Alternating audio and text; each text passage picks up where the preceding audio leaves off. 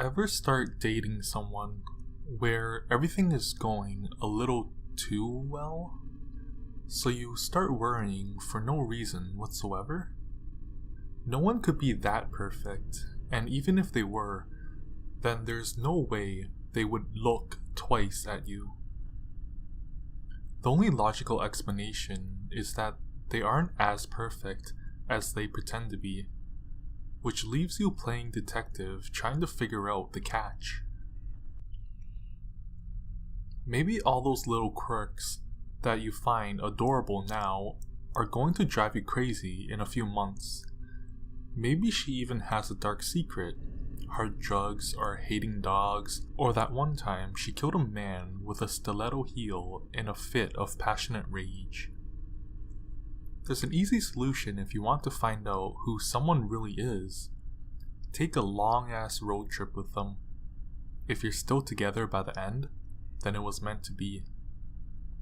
My girlfriend, I'll call her Emily, not her real name though, somehow thought it was a good idea to drive 1,000 miles together across the country after we've only been dating for 2 months. We're both pretty busy with work and don't get to spend much time together, so naturally, being locked up in a prison cell on wheels for 2 days was going to be an improvement. First 100 miles? So far, so good. Holding hands, singing to the radio together, uncontrollable laughter when she found out I knew all the words to Skater Boy. And if the road ended there and we turned around, we might have lived a long and happy life together. It was when we passed the hitchhiker that everything began to fall apart. "Let's give him a ride," Emily said, squeezing my hand. "We'll be on this road forever anyway." "We don't even know where he's going," I told her. "He's probably just going to rob us and steal our car." Which is true of everyone you don't know, and most of them you do. As far as I'm concerned, his clean pressed suit didn't reassure me either. That just meant he'd successfully robbed someone before, which actually made him even more dangerous. The guy didn't even have a sign or anything. He was just sitting by the freeway ramp, spastically waving his thumb like he was guiding an airplane to land. It was my turn to drive, and I just sailed right past. Emily and I started bickering after that. She thought I wasn't compassionate, and I thought she was reckless. It took about 10 minutes before she finally dropped it, although it wasn't because she's conceited. "Hey look, there's another one." Sitting by the road, waving his thumb like it was the end of the world. It wasn't another one though. It was the same guy, I'm sure of it. Only this time he looked like he'd been out here for a few days. His suit was streaked with dirt and his hair was greasy. There was a desperate strain in his face, like a proud man trying to conceal his embarrassment. It wasn't just my imagination either. Emily recognized him too. "How do you think he got here so fast?" she wondered. "I don't know, and I don't care," I said. "This trip is supposed to be for us, so let's not get distracted." My car blew past him and I stayed the course.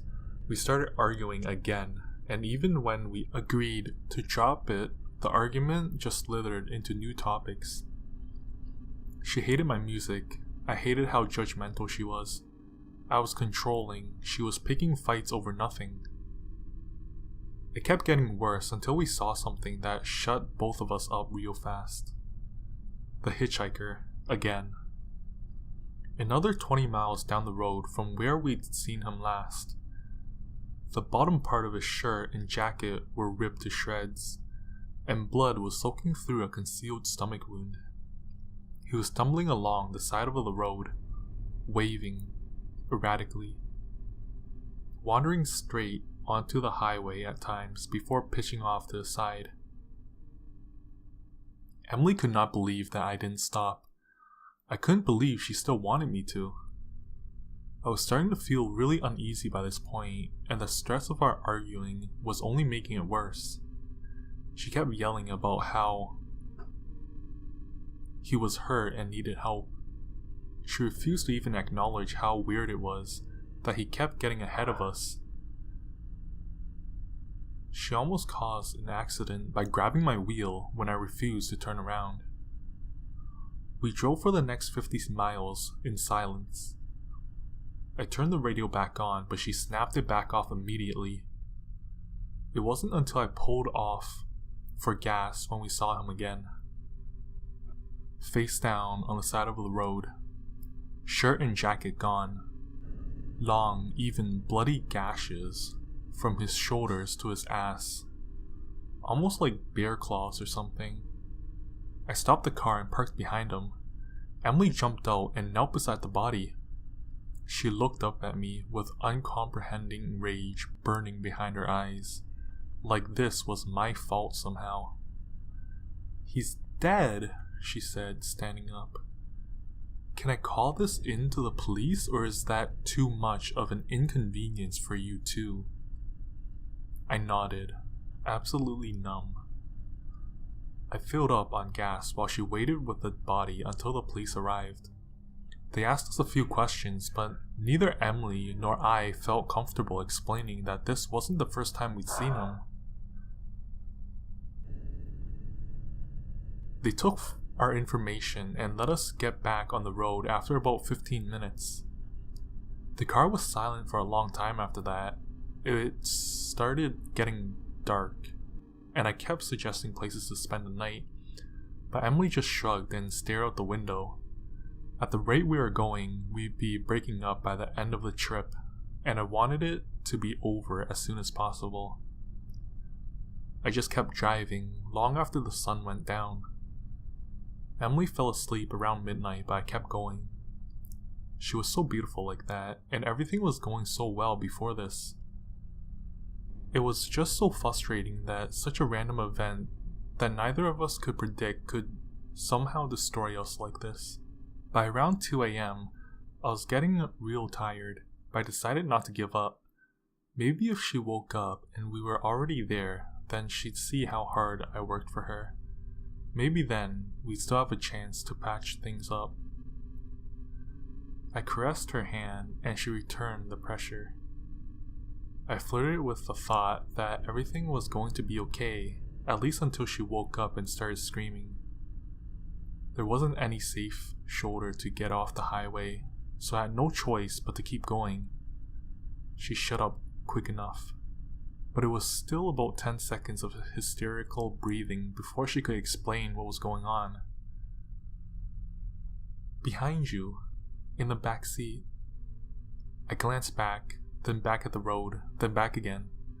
The hitchhiker was in the back seat, naked, filthy, covered with black blood and old wounds. His elbows rested on his knees as he leaned towards us, evidently still alive as he cocked his head to regard me curiously. "Get off the road!"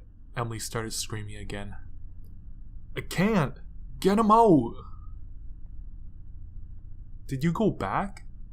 What's he doing here?" "I don't know. Open the door or something." I slowed down gradually and put my flashers on to warn the car behind me. The hitchhiker reached around behind Emily and grabbed her by the throat. I slammed my fist into his arm and felt something give way under the soft, rotting skin. When I lifted my hand, I could see a black bone from his forearm protruding straight through the skin. He didn't seem bothered in the least. She was crying as the dirty fingers dug into her throat, pushing through the skin like it was made of dough. She was thrashing so hard that one of her flailing fists smashed through the window. I managed to safely stop the car, but there was nothing I could do to break the indomitable grip around her neck. I jumped out of the car and ran around to the back seat with the hitchhiker. Maybe if I had a clearer shot at him, I could drag him out. I flung open the door and lunged inside, falling face first into an empty seat. I thought he'd already escaped somehow and ripped open the passenger's side door. Emily was gone too.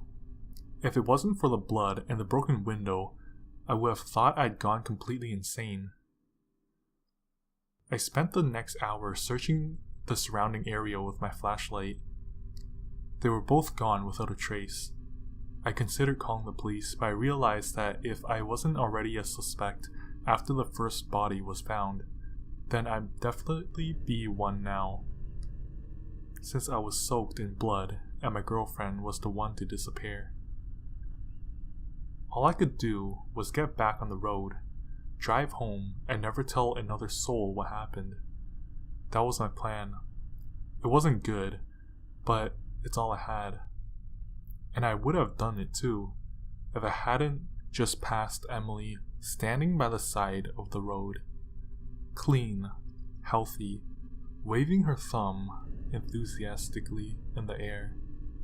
That was a few miles back, but I didn't stop to write this because I don't know what to do from here.